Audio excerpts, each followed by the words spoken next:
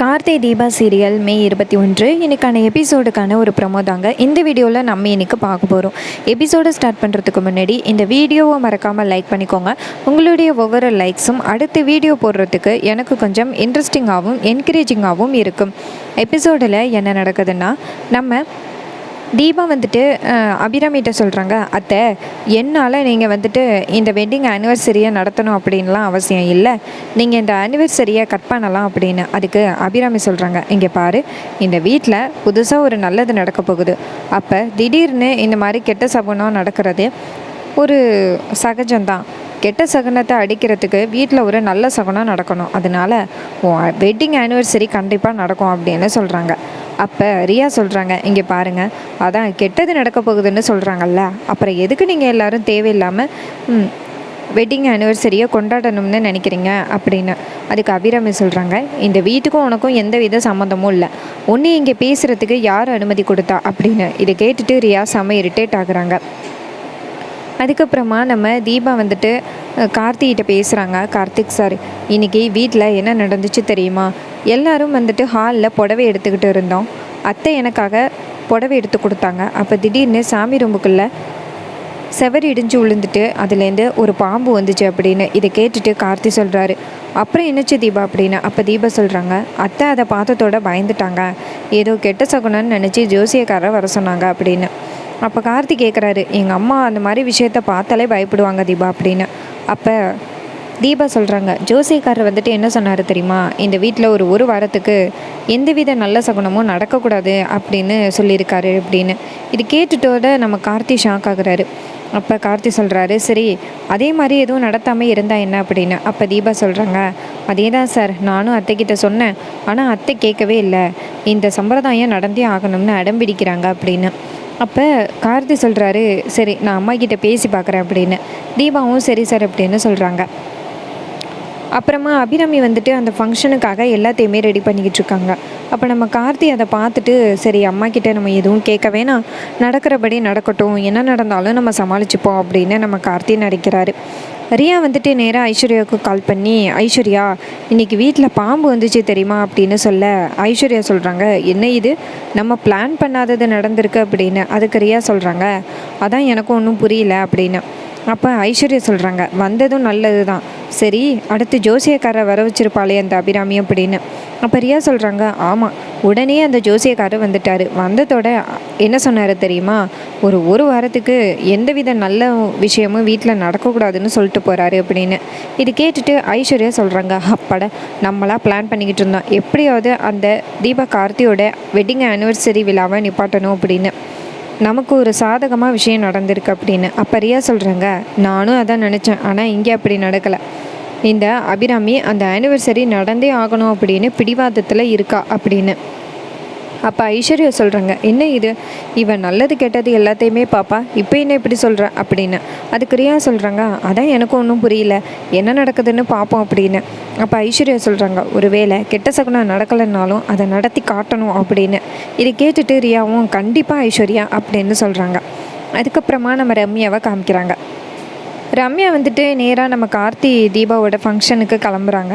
நம்ம ரம்யாவுக்கு தெரியாது கார்த்தியோட ஒய்ஃப் தான் தீபா, தீபாவோட ஹஸ்பண்டு கார்த்தி அப்படின்னு நம்ம ரம்யாவுக்கு தெரியாது. ரம்யா நேராக கம்பெனிக்கு போயிட்டு 2-3 சைனை போட்டுட்டு நேராக ஃபங்க்ஷனுக்கு கிளம்புறாங்க.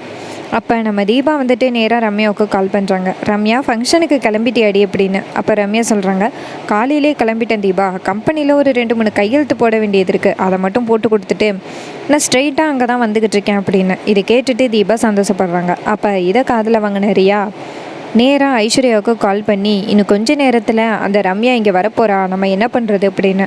அதுக்கு ஐஸ்வர்யா சொல்கிறாங்க, அவள் வராதபடி நான் பார்த்துக்கிறேன் அப்படின்னு. இன்னொரு பக்கம் நம்ம ரம்யா வந்துட்டு காரை ஸ்டார்ட் பண்ணுறாங்க. அப்போ காரு பஞ்சர் ஆகிட்டு. அப்போ ரம்யா வந்துட்டு, என்ன இது காரு பஞ்சர் ஆகிட்டு அப்படின்ட்டு காரை விட்டு இறங்கி, சரி நம்ம வேறு ஏதாவது ஆட்டோவில் போகலாம் அப்படின்னு சொல்லிட்டு ஆட்டோவை பார்க்குறாங்க. ஒரு ஆட்டோ கூட சிக்கவே இல்லை. அப்போ ஐஸ்வர்யா நினைக்கிறாங்க, நீ எப்படியும் அங்கே போய் சேரக்கூடாதுரி அப்படின்னு. அப்போ நம்ம ரம்யா எப்படியும் ஆட்டோ பிடிச்சி நேராக நம்ம தீபா வீட்டுக்கு வந்துடுறாங்க. அப்போ ரியா வந்துட்டு நேராக ஐஸ்வர்யாவுக்கு கால் பண்ணி, இங்கே பாரு, நம்ம நினச்ச மாதிரி ரம்யா இன்னும் வரல அப்படின்னு. பார்த்தா ஆட்டோவிலேருந்து ரம்யா இறங்குறாங்க.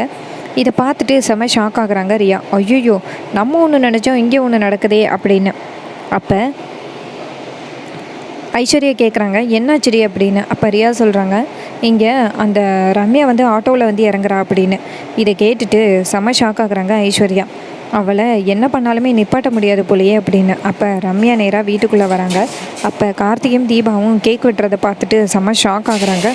அப்போ நம்ம ரம்யா செம்ம கோவத்தில் இங்கே என்ன நடக்குது அப்படின்னு கேட்க, அப்போ நம்ம கார்த்திக் கேட்குறாரு, மேடம் நீங்கள் என்ன பண்ணுறீங்க இங்கே அப்படின்னு. அப்போ ரம்யா சொல்கிறாங்க, நீ இங்கே என்ன பண்ணுற, உனக்கு கல்யாணம் ஆகிட்டா அப்படின்னு. அப்போ கார்த்தி சொல்கிறாரு, ஆமாம் மேடம் எனக்கு கல்யாணம் ஆகிருச்சு அப்படின்னு. அப்போ ரம்யா கேட்குறாங்க, எதுக்காக என்னை இப்படி ஏமாத்தின அப்படின்னு. அப்போ கார்த்தி கேட்குறாரு, மேடம் குடும்ப சூழ்நிலையால் தான் அப்படின்னு. அப்போ ரம்யா கேட்குறாங்க, இங்கே பாரு, என்னை லவ் பண்ணுற மாதிரி ஏமாற்றிட்டு ஆனால் நீ ஏற்கனவே தீபாவை கல்யாணம் பண்ணியிருக்கியே அப்படின்னு. அப்போ கார்த்தி சொல்கிறாரு, என்ன லவ் பண்ணுறேன்னா, நான் எப்போ மேடம் உங்ககிட்ட லவ் பண்ணுறேன்னு சொன்னேன் அப்படின்னு. அப்போ தீபா கேட்குறாங்க, ரம்யா என்ன இதெல்லாம் அப்படின்னு.